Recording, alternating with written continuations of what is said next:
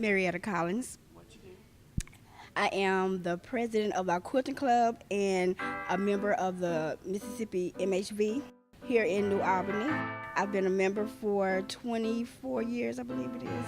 The funds that we get go towards materials that we buy. When we make our quilts, we give them to people that are really sick if they had like a house burn or something like that.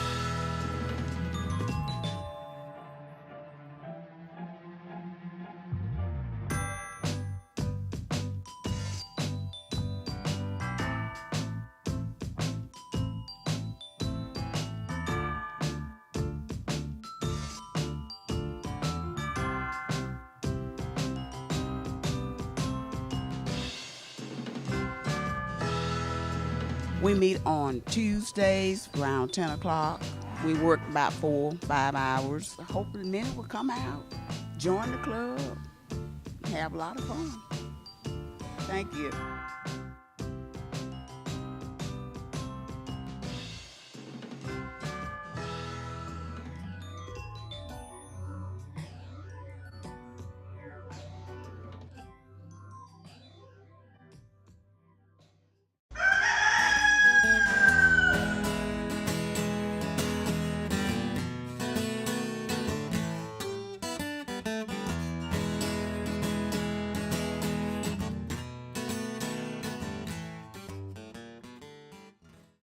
First of all, I want to say that it's great to be in Mississippi, especially where my family roots run deep in Marshall County, Temple Hall, and also Yalobusha, but especially in Marshall County, where we can trace running back to the late 1830s and early 1840s. My grandfather on my dad's side graduated from Mississippi State, and my dad spent 2 years on Miss before World War II came along and they would come all of them into service. I want to thank Ms. Sissy Bullock and Jill Smith for inviting me here to speak about a subject matter that's very close to me, plus that is fresh off the press. Up at a place in Nashville at this park, the director there and I have been having talks, and we're getting ready to set up a chunky yard. It'll be the first chunky yard ever set up in Tennessee at a particular park. It's in the national park system. But if all parks together, it'll be the first time a chunky yard has ever been set up at a park. And what chunky yard is, it's a yard about 100 feet long and about 30 feet wide, and it has 4 corners with sticks painted red. And that's one thing I'll get to a bit later. In my book, talking about the chunky yard and the chunky players, which my book showcases the first time that the game has ever been played, showcases the game being played in a book. It's always been described in other books. In some books, maybe just the rough game yard has been shown. George Gatlin, who was a famous Western artist, who was from this country, but he started in Europe and then he came back. He painted a chunky yard, but it's kind of like on a eye-level scenery where you can't see the yard at all. It's just a straight line, and it shows the chunky players, going after the chunky stone, throwing their sticks at it. But anyway, back to the main line. Individuals have been after me for the last 10 or 11 years to try to look on archaeology and anthropology. With most books on this subject matter, they're either too deep or too elementary. I want this book to fall somewhere in the middle, with articles to interest not only the trained professionals, but also the newly interested. Also wanted the artifacts pictured in their true color to show what one should expect to see regarding the various materials used to make the artifacts being discussed. This was never made available to me in books of the time when I started out the learning process, and it was left up to my imagination to what the particular artifacts look like in color. This is a very, very real disadvantage. Another mechanical that I wanted to have in my book was that I desired to have all available information concerning the artifact posted under the artifact. Many times in other books, information is either coded or is listed in the back of the book. And I personally hate to flip from the page where the artifact is pictured to the book, or even try to decipher the code. And that's what's the matter with this book here and also this book. This book is a very fine book, but the trouble is though, on the photographs on the front, you know, they just tell you what the style of pottery is, or style flint, but then you got the way in the back, and it's in code with number, you know, the way they really are. I know it's hard to see from the back and the back, but I'll see if we can later and see it. But anyway, this picture here shows some of the exposure of the backlight rock that's coming through the earth, and sometimes it was exposed itself, sometimes it would not. And then here, this is the spillage coming down the hillside, where they, you know, mined it for years and years and years. We're talking like, you know, 10 or 15,000 years. And so you think, well, people mine this quarry and going in there and where they shave off the flint, you know, from the points and the knives and the tools. And you take that plus many thousand years plus me, Aboriginals doing the work, you have just many sites, you know, at these quarries.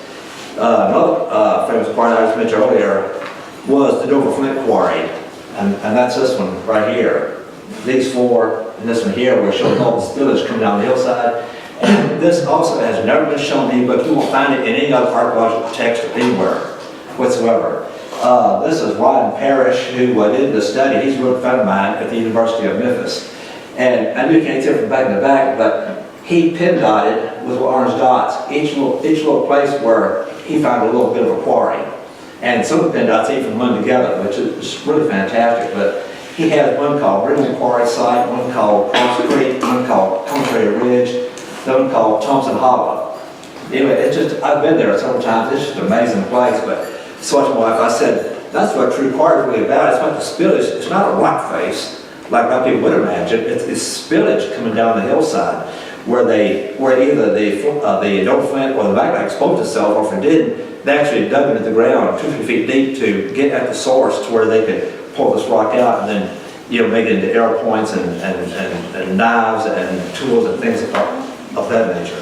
I have this this friend who's a retired archaeologist named John Broster, and he knows Peel and Archaic more than anybody else in the Southeast. He's just a real fantastic fellow. And for the past, I guess maybe before he retired, the last 30 years, he'd been photographing all the paleo points, meaning points that go back 10, 12, 15,000 years, the Clovises, the Cumberlands, and fluid points of that nature from North Mississippi, North Alabama, West Middle Tennessee, Southern Kentucky, North Georgia, places like that. And he has quite a collection of these photographs, just really amazing. And he not only photographed them, but he measured them and everything. It's really beautiful. But anyway, during the course of events, he told us on the phone one time. He said, Marty, I ran into a situation. He said, I know it's hard to believe it. He said, you may think I'm cold and callous, but he said, I'm sorry, but he said, I have certain divisions I have to go by, I have certain lines. I've drawn with myself and photographing and measuring all these points. But he said, I want to tell you a little story. He said, those guy came to him and said, John, he said, you've got to come to my place. He said, I have a knockout Cumberland. It's just fantastic. It's about 5, 6 inches long, and I know you're studying all these peel points, all these flip points from the Southeast, and you're photographing them, drawing them, you know, and doing the measurement and everything, and find as much history as you can about them. Said, I want you to come photograph them. So my friend who's retired now, John Bloster, said, I'm glad to. So he goes to the guy's house, and he's in the process of looking over this piece. And he said, Marty, he said, guess what I ran into? I said, I don't know, what happened? He said, well, he said, it was very sad. He said, this point was as right as rain. right as rain. But it was in a showcase of professional pieces, and some are out not fakes. And so he said, he told the guy, he said, I'm sorry, he said, I have my divisions and I have my lines that I've set from my belief system here and photograph all these points of thing. And he said, I cannot photograph yours. And the guy got really irritated, mad, who owned it. And he said, well, why, John, why? He said, it's real. I mean, you've looked at it with a real, high-powered loop and everything, that you've carried around the pocket, and you say it's real, it's a thing every way, and you won't photograph it or even record it. Why? He said, well, because it's severely tainted, because the point is in a frame with other professional pieces and also some that are out fakes. He said, I'm sorry, but that's the way it is. He said, I won't measure it, won't photograph it. He says, it's sad. It's a great point. It's authentic every way. But he said, it's totally trashed. He said, I'm sorry, that's the way it is. Okay. But a year and a half down the line, John Mosley gets another call. And this guy said, John said, I have this beautiful coming point. He said, I understand your photograph points, yes. And your cute measurements, yes. And your always measurement of points, yes. And he said, you got to come photograph this one for beautiful coming point. It's just so fantastic. He said, you can have it on record. Okay, so John Bloster goes to this new guy, okay, who has his coming point. Guess what? John Bloster said, I'm sorry. He said, I can't photograph it. I'm not going to record it or anything. And this guy said, this new owner of the point said, why not? And he said, well, because I know from whence it is laid. I said, I'm sorry. He said, it's a trashed up point. He said, it's authentic, yeah, in every way, but he said, I just can't record it or anything.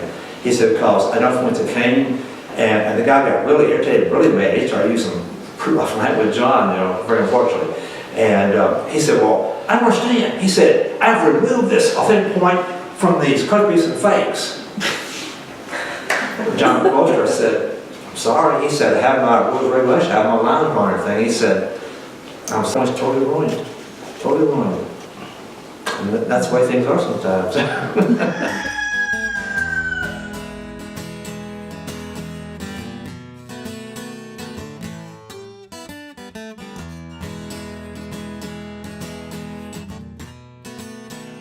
Jimmy Reed kind of summed it up with his tune.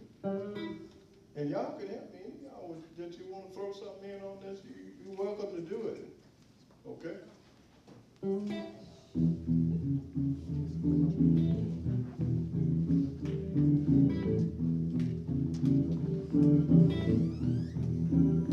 Big boss man, can't you hear me when I call? Big boss man, can't you hear me when I call? Well, you ain't so big, you just talk, that's all.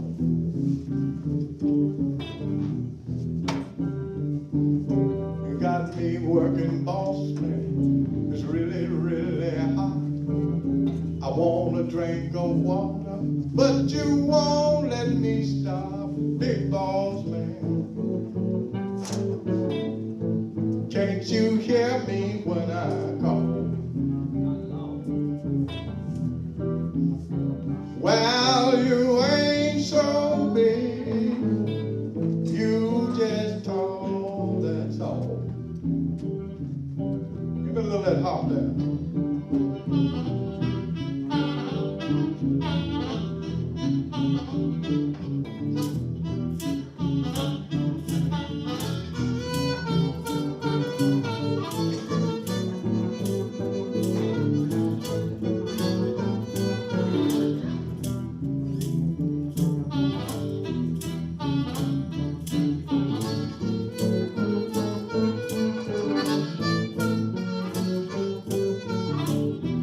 What you gonna do? Well, that's what I'm gonna do right here. I'm gonna find me a boss man. One gonna treat me right. What you gonna work hard every day, sleep easy at night. Big boss man.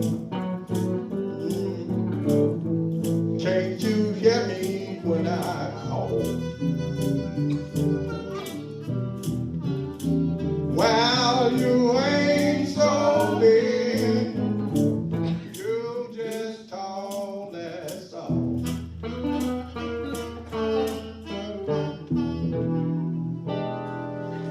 Mr. Sam Mosley.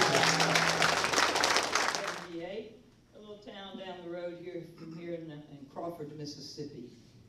And in Crawford, Mississippi, there was a blues man named Big Joe Williams, who was known for a song called Baby Please Don't Go.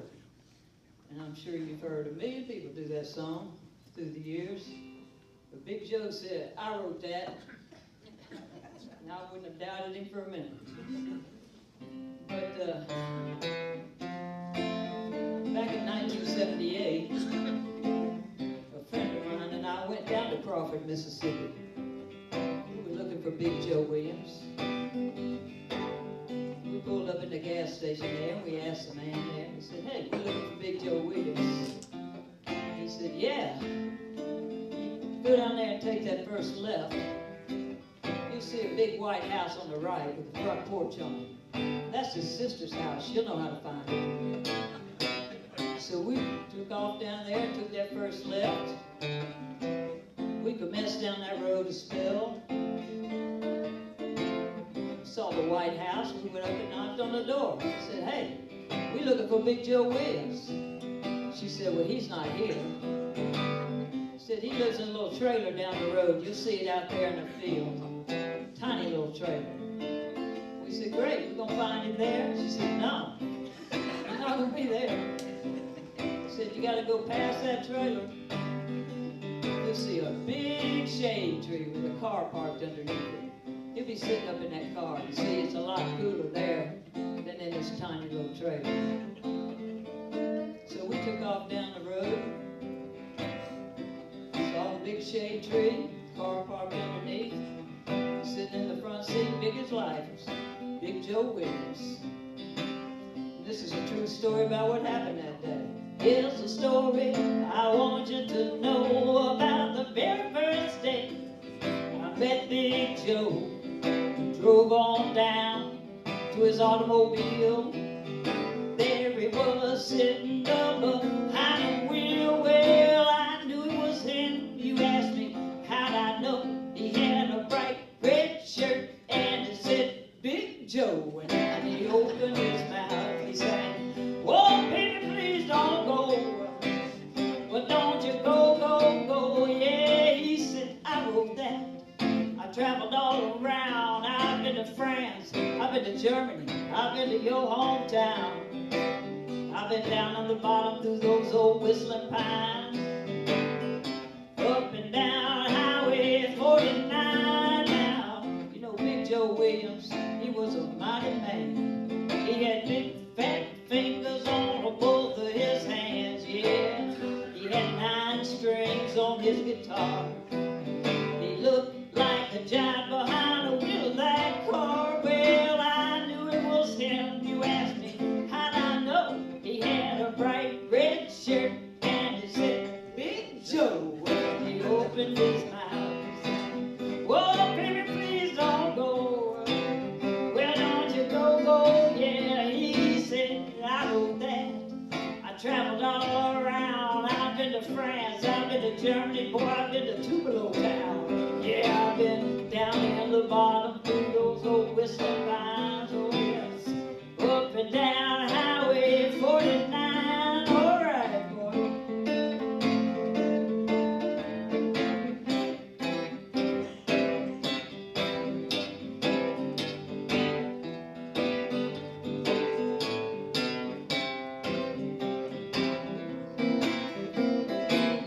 Well, there I was, sitting in his car, a little white girl and my national steel guitar. Joe sang gospel, I played slide. Well, the circle me, I'm broken, baby, by and by. He said, oh, my mama used to sing that song to me. I swear I saw a tear roll down his cheek. I started playing Amazing Grace. He got a twinkle in his eye and a smile on his face. Well, I knew it was him. You asked me how'd I know. He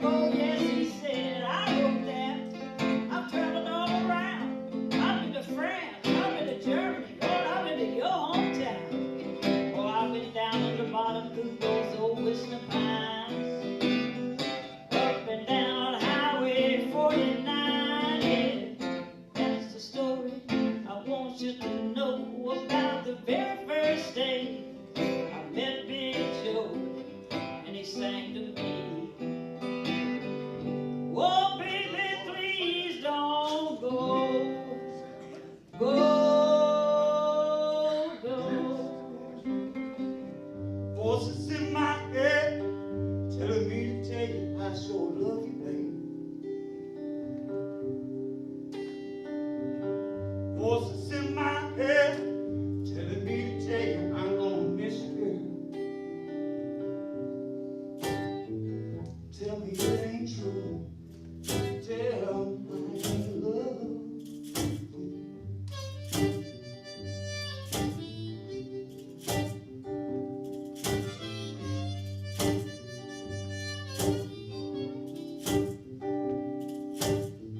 Voices in my head telling me I should just let you be.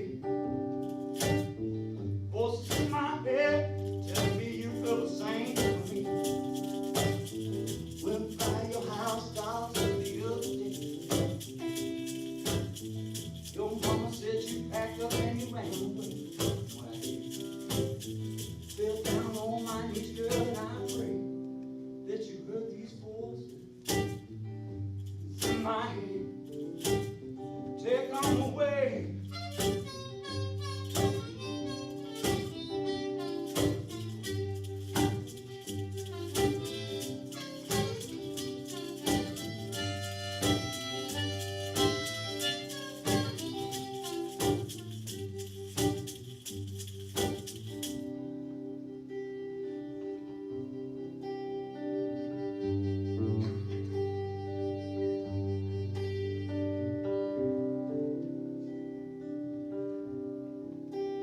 It's true, I don't do a whole lot of sweet love songs.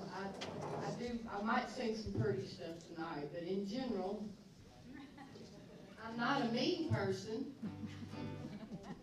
but I have been known to gripe a time or two. This is a request from these two lovely people right here. This is what I call my love song to Memphis, Tennessee, and the title is Gonna Move to Mississippi.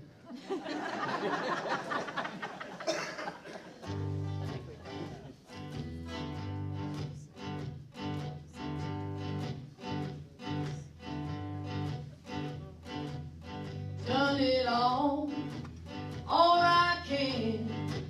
Same 100 gigs over and over again. Ask the people, yeah, they know it's true.